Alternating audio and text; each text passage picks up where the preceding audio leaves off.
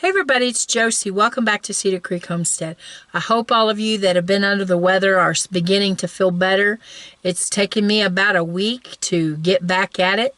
Did a real short video yesterday just to let you guys know that I was still alive and well.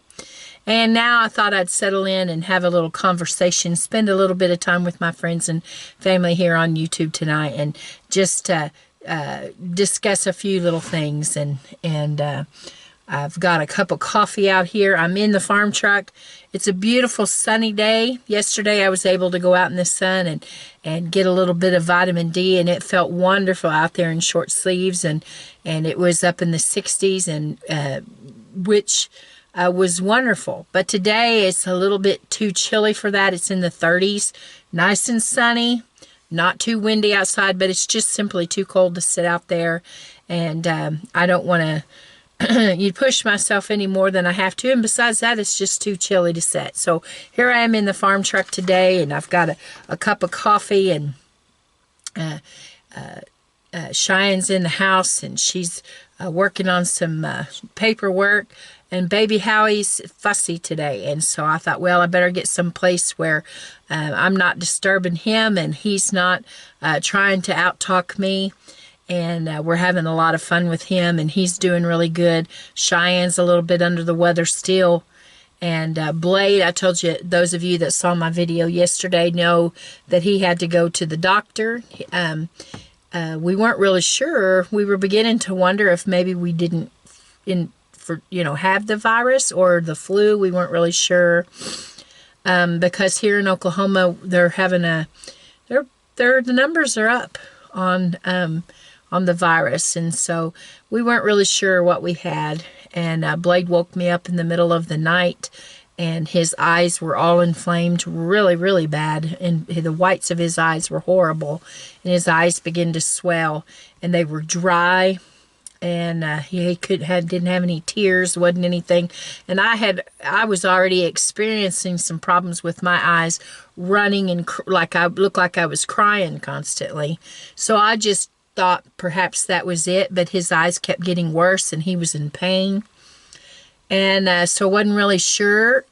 He had done some work on a heating and air conditioning unit, and I wasn't sure if maybe he had been exposed to something while he was working on that. So anyway, long story short, we got him an appointment, and he was able to get in to see our family doctor rather than having to go to the after-hours clinic or one of the other clinics, because the hospital just simply doesn't have any kind of room for anybody right now. At least that's what they're telling us, unless it's just an extreme emergency. And so he was able to get into the family doctor, and our family doctor determined that it wasn't the virus, it wasn't the flu, that it was an allergic reaction of some kind, that Blade had been exposed to something, and so he got a shot. And he got some prescription eye drops, and also Blade was using an over-the-counter allergy medication, and the doctor told him not to use that he thought that it was junk, and so going forward he might possibly have to do some kind of testing just to see what he's allergic to. He's very, very allergic to poison ivy. And this past summer, he took a trip and went and had to do some work out in New Jersey. And bless his heart, he got into poison ivy while he was there, and it was a mess. He's just severely allergic to it. So we're not really sure what he was exposed to, but after the shot, the prescription eye drops, his eyes cleared up, and they're getting better. He's beginning to have moisture back in his eyes. So we don't know what he was exposed to. We tried to rule out any kind of changes in detergents or anything that we might have done here at home. And so what I'm thinking is the exposure had to be outside of the house, because he's not still reacting to whatever it was. So anyway, all of that out of the way. We're all on the mend except poor little Cheyenne. She's not feeling good today. Her nose is, one side is running and the other side's congested. So she's still fighting whatever it is. And I'm coughing, but I don't feel bad. It's just residual, whatever, residual coughing, trying to get all the yuck out of there. So, I know you guys have been hearing all the stuff that's going on in the news. It's crazy, isn't it? Talking about Russia and China and you name it. They're still talking about, the possibility of what will they do if Russia moves into the Ukraine, and what are we going to do? What will the NATO nations do? So many things up in the air. And then, we're still dealing with the supply chain issues. And, some people are saying it's getting better. Others are saying, not so fast. A lot of people are sick, so they're not able to go to work and actually make the products that we're all looking for on the store shelves. Then I heard that there was a shortage on aluminum. So some of the products are actually don't have vessels to put the product in. So there's all kinds of shortages, and we just see things on the left hand and on the right hand that really, begins to concern people. Now, my mission here is not ever to try to put fear in your hearts. I think that the best way that we can deal with something is seeing that there is an issue and trying to figure out how the best way is to get through the issue. And we can do that if we, there are steps that we can take to make things better in our lives. Besides the supply chain issues and the news of, wars and rumors of wars, if you want to go that far. Then there's, we've had crop failures here in the United States and other areas across the world. But here in the United States, there's been crop failures. And so there's shortages on pastas and things like that. I know that there are weather-related issues that's causing problems with coffee beans and vanilla beans. If you're into, wanting to make vanilla extracts and homemade vanilla extracts and other things made with vanilla, then you know that vanilla prices are going way up because there's some issues. There were issues with the weather with the vanilla beans. Same thing with the cocoa beans. And so we have lots of things going on. Then you hear that people are leaving the workforce. I really don't know what's driving that. I don't know if people are just fed up, if they've decided they're just not going to try anymore. They're just going to sit down. And I don't really know what they're going to do, those that are leaving the workforce. Now, I work from home. I have a farm and I have my YouTube channel, and I don't make a whole lot of money on here, but I do make a little bit of money. And then I have my beef cattle, and so my job is here at home. And I thought about hearing people say they're leaving the workforce. Now, some people are just simply going home. They're able to do whatever their job is from home. My sister-in-law works for Walmart, and the job that she's done, she's pretty high up in Walmart, and she's able to work remotely. I don't know if it's 100%, but a lot of the time she can work remotely, and she has people that works for her that live in other states, and that's neat, I think. So some people have been able to work from home. Other people are leaving their jobs, and I don't know what they're doing. But I thought we'd talk about that a little bit tonight. And I thought we would discuss something that Howie always said. And he got that from people in his family that taught him that nothing works till you do. My granny was one of the hardest working people that I know. Her and my grandpa, other people her age, they were really, really hard workers. And she's gone on to be with the Lord, and she's been gone over 20 years, long time. But she was a worker. And I never knew. I lived with her and my grandpa before I got married. And there was not very many times that my grandma actually sat down on the couch and watched an entire television program, 30 minutes even, that she wasn't up and doing something. Now, my grandpa, he expected her to, if he said, go get something, he meant for her to get up and go get it. That's just the way things were. My grandpa wasn't a bad guy. That's just how he was raised, and that's how they lived their married life. In fact, when Howie and I were getting ready to get married, my granny and Howie was talking one morning. Now, my granny would get up and she would have her toast. She always loved toast. Had it just about every morning. Had toast and coffee, and she spent quiet time with the Lord. And one of my favorite things to do was to go out in the mornings and sit on the porch swing with her and drink coffee and just talk. And that was one of my very, very favorite things to do. And so when Howie and I was getting ready to get married, he said that he wanted her to teach me how to do things the way she did, how to treat to teach me to treat him like she treated my grandpa. Now, Grandpa slept later than Granny. He didn't sleep late, but he slept later than Granny did because she got up really, really early in the mornings. And the first thing Grandpa did in the mornings, he was diabetic, and so he had to take his medication, insulin, and take care of some different things.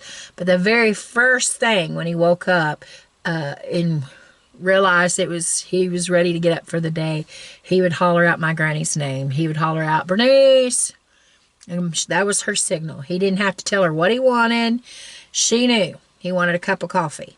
And so she'd pour that coffee, and she'd take it in there to his bedside, and he would have his coffee, and he would be sitting there and have his coffee and take his medication, and I don't know what But anyway, that's what Howie wanted Granny to teach me. And she told him, no, Howie, I'm not going to do that. And she said, I have spoiled him. Grandma knew that she had spoiled my grandpa to the point of no return. They were at the age that she wasn't going to change him, and she wasn't going to change herself, but she wasn't going to teach me to be that way with Howie. But so Granny and Grandpa were hard workers. Grandpa worked with Tyson's Foods, and my granny worked for Daisy BB Gun and raised those boys. And my Aunt Bonnie's the youngest, 4 older brothers. And Grandma would iron all their clothes and send them off to school with ironed jeans and their T-shirts and their outer shirts that they wore. Nothing went unironed. And then she went on and worked in the factory, worked at Daisy BB Gun. And if she wasn't done when she got home, she had to cook a meal, and she had to make sure that the kids had all that they needed, and Grandpa for sure had to have all that all the things that he needed for the day. And then, making sure that lunches and all the other things was taken care of. And they grew a humongous garden. Their garden was probably, 2 or 3 or 4 times the size of mine. But you have to take into consideration that they grew almost everything that they used. Now, they'd buy flour and coffee and tea and things that they didn't grow, but most of the vegetables and fruits and all of the things. My granny was a canner, and she put things up, and so there was always work to do. If you grew up in a time that your parents made you do chores, if you had to milk the cow, or you had to work in the garden, or you had to help cut wood. My brothers had to help cut wood. I had to go and help load wood up in the truck, and when we got home, they would unload the wood, and we had to stack it. Because not only did we burn wood, we sold wood to make extra money, and so we had to help do that. We had to help work in the gardens for sure, pick strawberries, feed the pigs and the chickens and all of that. We had to go in the early springtime and help hunt for mushrooms, and all that kind of stuff seems silly, but those are the things that we had to do to make sure that we had enough groceries, enough food to put back for our families. We would pick berries, blackberries, strawberries, blueberries. People would call and say, we've got extra this. Would y'all be interested in coming and picking it? And I never knew my parents to say no. We had to go. And I've told you the stories before about having to set out, and my mama spread out a sheet and my stepdad to go clean up the fields from the green beans, the green beans that were left. He would go and glean the field and bring it in, and I don't know how many green beans we canned that year, but we canned so many green beans. Yeah, and you would think I hate green beans now, but I don't. I love green beans, and I love to snap green beans. I don't know why. I'm just kind of weird that way. But anyway, we learned skills, and we learned how to work. So it's really hard to imagine people, and maybe some of you have made the decision to leave the workplace. Maybe you've decided to retire. That's great. You've worked all these years and you're going to retire.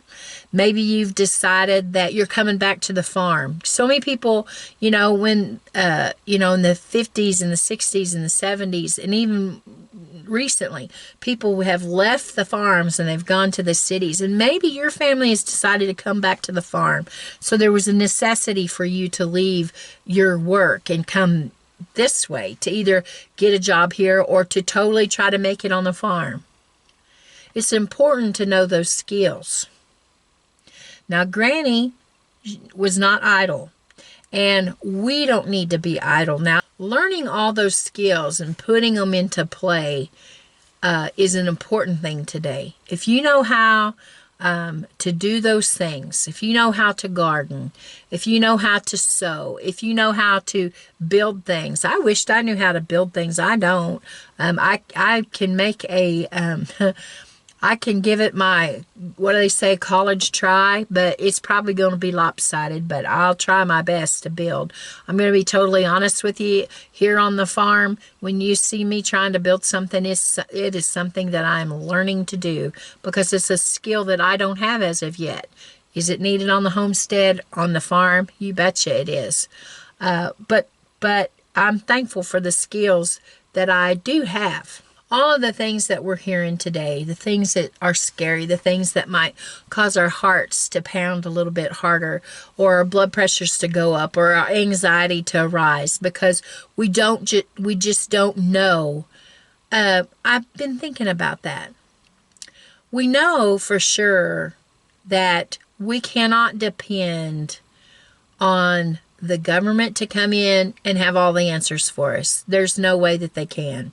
For the last 2 years, now we're working on year 3 of making it through this craziness. They haven't been able to meet the needs of every person that's in the United States. Yeah, a little bit of money has been thrown at everybody, but when it comes down to it, when you think about the needs of the people, you're going to have to do it yourself. And I don't mean that flippantly. I don't mean that in a bad way towards the government. I'm just saying you cannot depend on anybody else. You cannot depend, as much as you love your friends and your neighbors, you can't depend on them to do everything for you. Where would I be now if I sat down when Howie passed away and I said, I just simply cannot do it anymore? Now, I'll tell you, I had so many people helping me. My in-laws, Blade and Cheyenne, I had family. I had neighbors saying, if you need anything, if you need your fields worked, if you need something done with your cows, let us know. They were willing to help me. But I had to get up, and I had to get a hold of the plow, so to speak. I had to put my hand to the plow, and I had to move forward. I couldn't just sit there and depend on others to take care of me. I had to learn, and I'm still learning, to be more independent than I was. I don't mean, in a bad way. I just mean that there's lots of things that I can't just sit back and wait for other people to say, no, sweetheart, we'll do that for you. I have to do that. I have to push my sleeves up, and I have to get to work. And that's what you guys will have to do too. We can't just sit down on the sidelines like we are hearing all these people doing this, leaving these jobs. How in the world, when things are looking the way they are? And I'll just be honest with you guys, if you're expecting to switch to flip and everything becomes rainbows and unicorns and candy sprinkles again, I don't think you better be expecting that. I think you better be expecting that it's time to get back to work and it's time to take things seriously. Now you may be wondering, well, what do you do? What do you do if you find yourself in a situation that's less than ideal? That maybe you didn't just leave your job, leave the workforce, but your job ran out, or they closed the doors because this crazy virus that's taken over for 2 years has damaged and ruined the business. And so now, where do you go? Now it's time for us to roll our sleeves up and kick it into high gear. We can't just say, well, one day I'm going to do that. And I have caught myself before saying, one of these days I'm going to try to do that. You can't make every day one of these days. You have to say, today's the day. Today's the day that I roll up my sleeve. Today's the day that I go to work. Today's the day that I put this skill into play, that I learn how to do this thing. It's anything from first aid to cooking. Maybe you can cook inside really well, but you have no idea how to cook outside. Maybe it's time that you learn to can. And I know that canning can be a scary thing for some people. Most people aren't really scared of canning, hot water bath canning or steam canning, which I like.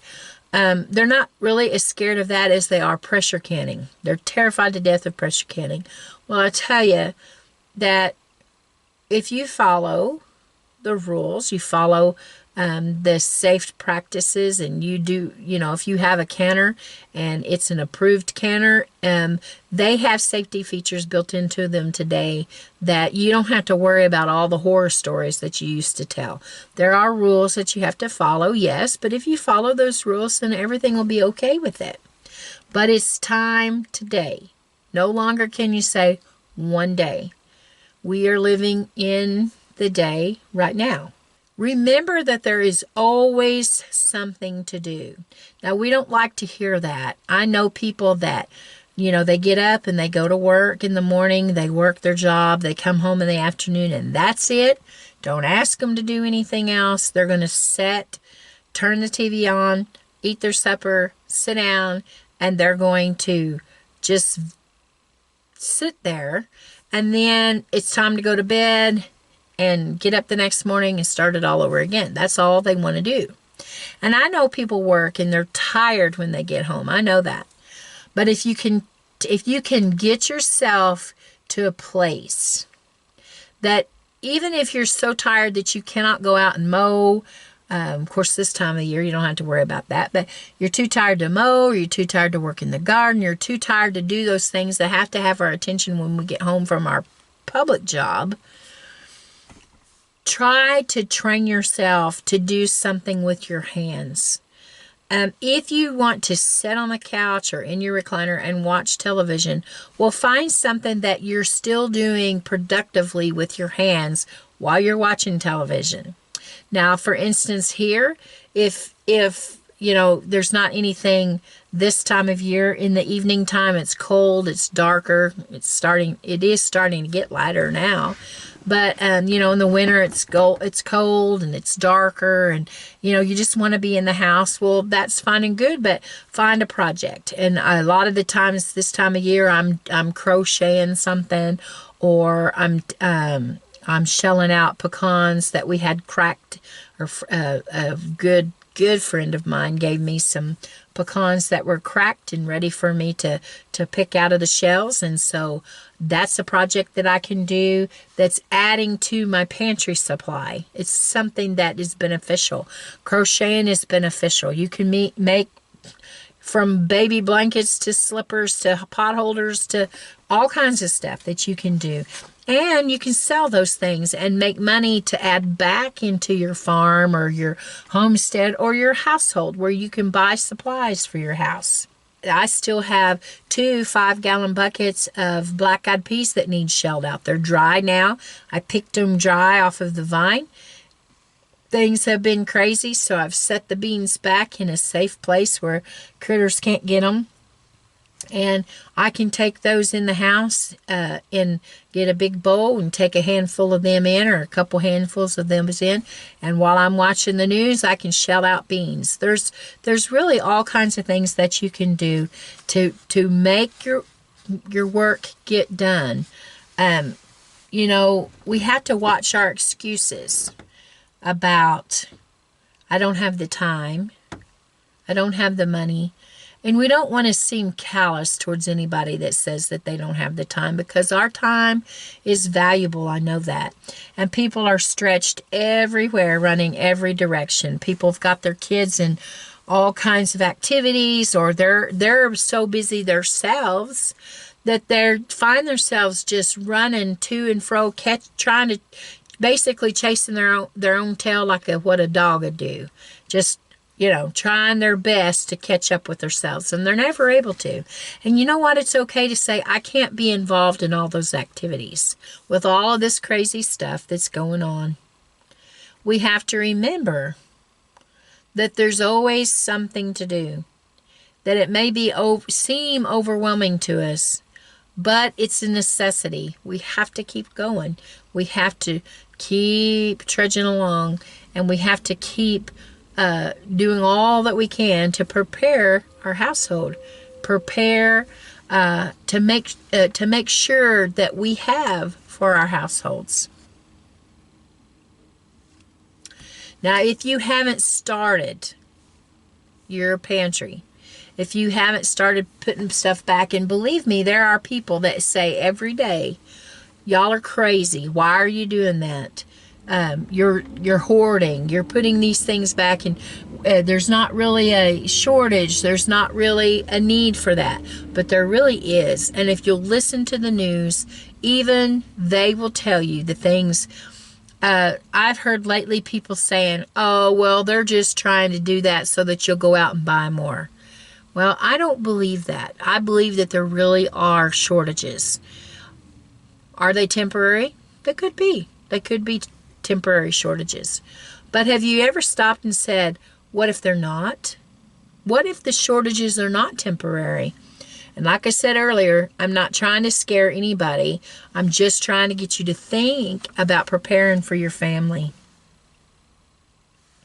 You know, garden season is coming. This is the last week of January for us. It's seed starting time. It's time to be thinking about all of the work that needs to be out there and done in the gardens.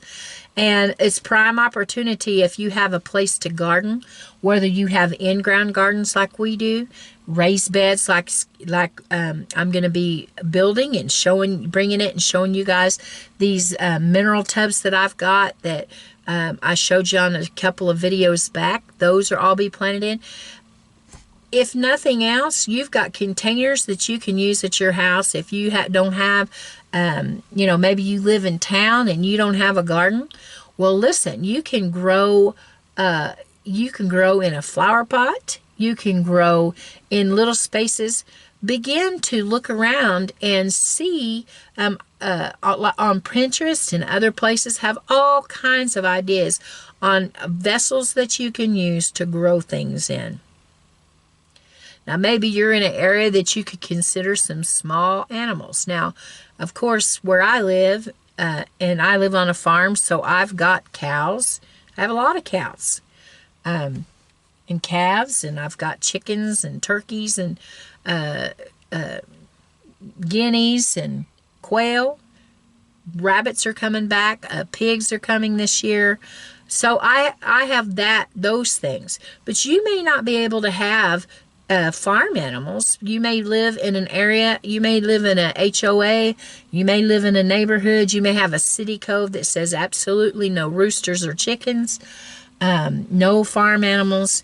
And so you may have to rely on grocery stores, and you may have to rely on farmers markets, and finding a butcher shop or somewhere where you could buy half a beef or a quarter of a beef or a half a pig or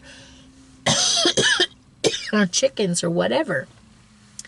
But you're gonna have to get up and move and do something about it. The time simply is now. All along, I've tried to encourage you to, start. Make that your starting point and start building your supplies. And I guess what I'm trying to say is we're at a place now that I can't say that anymore about pick a point. You need to say, okay, right now today, I'm going to sit down and I'm going to make a list of the things that my family needs. Don't go and buy and plant asparagus if your family doesn't like asparagus. Plus, you can't, if you were needing it for this year, if you plant asparagus this year, you're not going to be able to eat it this year. So make a list, sit down, and make a list of the things that your family needs. The things that your family will eat. If you cannot grow items because you live in an apartment, you live in a subdivision, you live somewhere where you simply can't grow a garden, and we understand that there's places that you just can't. Growing 1 or 2 pots of tomatoes, that'll give you some fresh tomatoes, but that's not going to feed your family for a long, long time, and we know that, we understand that.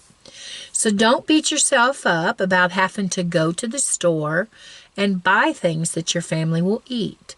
But I will tell you, there are some shortages right now.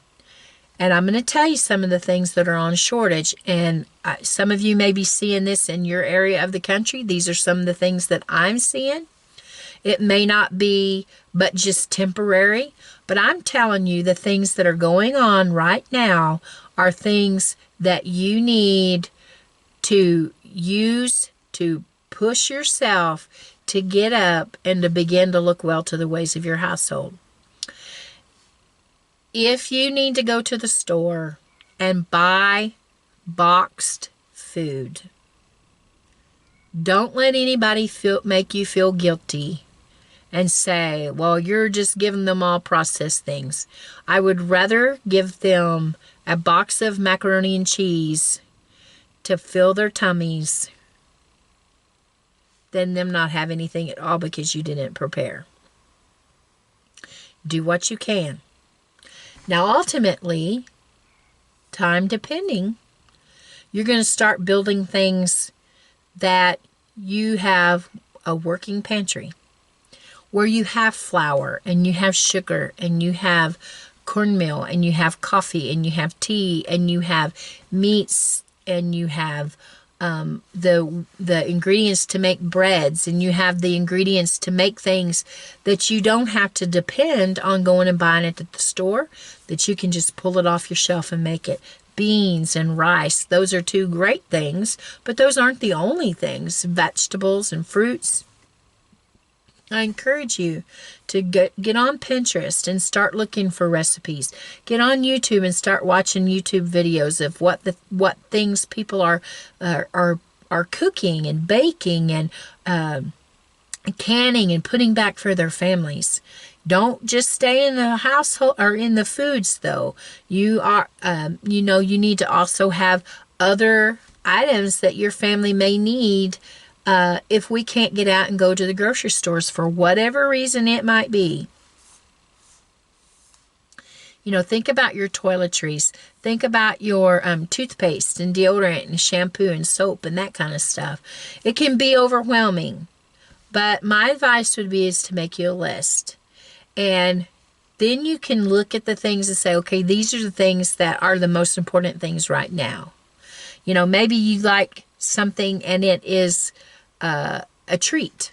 Well, first you need to get these things and make sure that your family has got the things that you can provide good meals, and you can take care of them in a situation where people are sick, medications, those kind of things. So besides the garden season, besides going into the grocery store or the farmers markets, and other places and getting your products that you need, we need to learn how to stretch our budget. You know how much your family brings in. You know how much your bills are. A lot of people says, I don't have $5 to spend extra.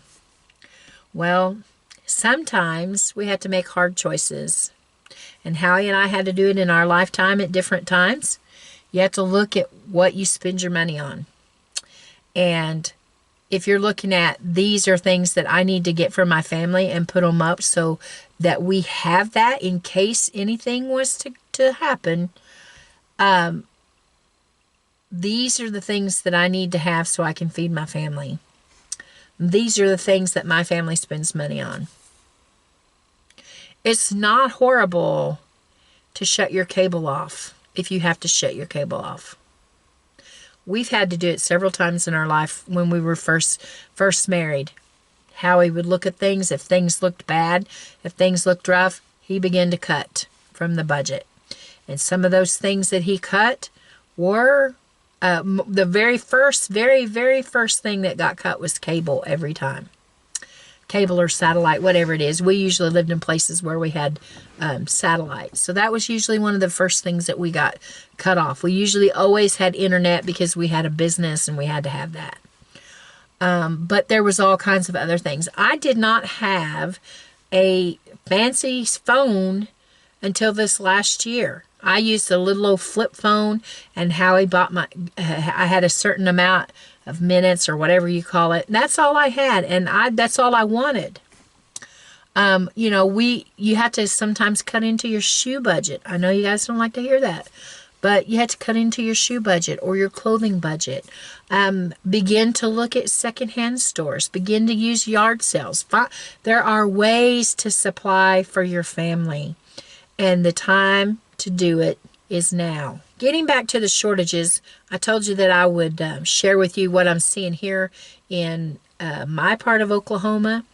And I know that on the national news, they've been reporting prices going up, inflation on a lot of things, and boy, were they right. Shortage-wise, here where I'm at, pasta is on a shortage big time.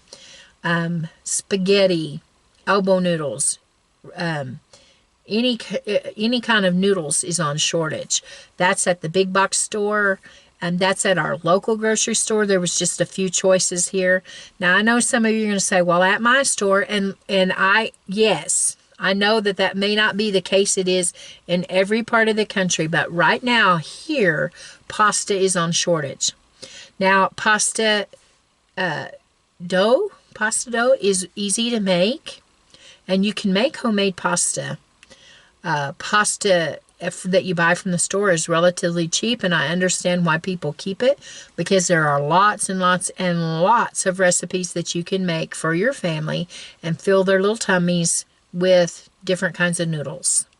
So keep that in mind. You don't have to, don't go in and clear the shelf of the pastas.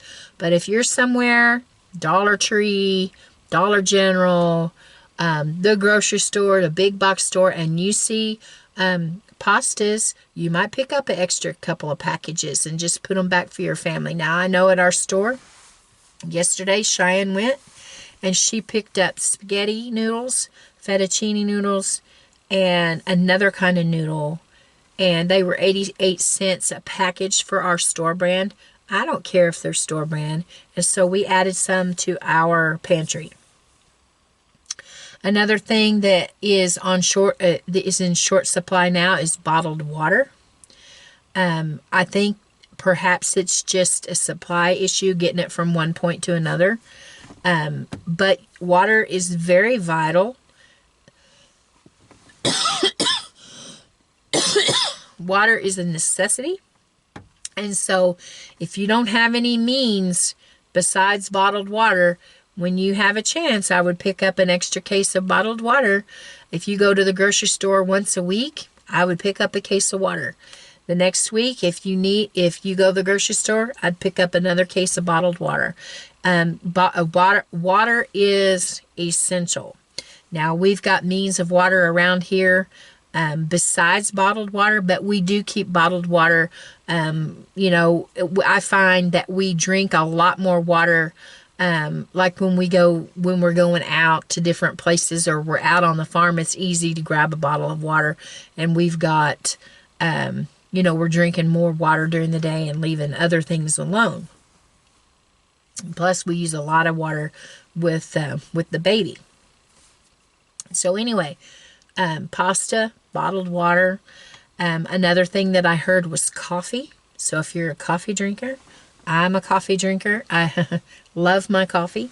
So if you're a coffee drinker, I would pick up some extra coffee. I would consider coffee beans. Coffee beans can be stored really easy, and I think that they'll probably stay a lot fresher than your ground coffee. I have a lot of ground coffee because Howie, that was one thing that Howie made sure he kept stocked, and so I have coffee. The pasta here in the U.S., there was problems this year with the weather and with the crops. Then you've got vanilla beans, coffee beans, and cocoa beans. We're all in areas where the weather played a big part in their crops, and there was problems. And when you look at a map and you see where the coffee beans, the cocoa beans, and the vanilla beans are grown, it's this kind of like this belt, this area around the world that you can see that they're grown. And those areas, maybe not all of them, but a lot of the areas had trouble this year. And so those prices are going up. I do keep cocoa powder and things like that. But chocolate might be something. We also know that chocolate is a something that can be used should times get iffy. Something that is a treat for your family members that would help lift their spirits. Vanilla is high if you buy real vanilla. Now, imitation vanilla is not too high, but if you want the real stuff, that you know what's in it, what it is, real vanilla is high. There are other things that are experiencing shortages right now, and like we discussed at the beginning of the program, some of it is supply chain issues. Some of it is, people are sick, a lot of people, and so there's not been people there to make the products, and so they haven't been able to go out. I think that some of our supply chain is trying to catch up, and it'll take a little bit of time to get those products back in the store. And a lot of it, guys, is just the way we live today, the world that we're in. And for those of you that are Christians, you know what the Bible says about these times. I believe that we're moving into those times, and that things aren't always going to be easy for us. The answer simply is to look well to the ways of your household. If your household, it's not just the kitchen, it's your entire household. You know the needs of your family. You know the clothes that they need. You know the toiletries and the first aid products that they need. And you know the food supply.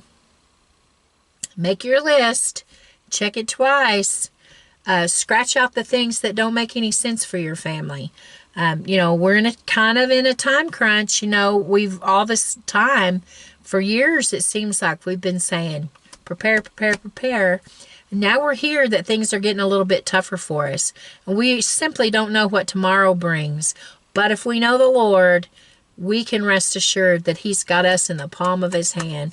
And everything's going to be all right. We just have to get up and get to work. And remember that nothing works until we do. Don't just say, I'll do it tomorrow. Make your list tonight. Begin working on it. Pray about it. Don't get frustrated. Don't get scared. Don't get angry. Get to work. Well, guys, this is Josie. I love you guys. I really do. And I missed you. I'm so glad that I'm back and that we spent this time together. And until next time, we're gone.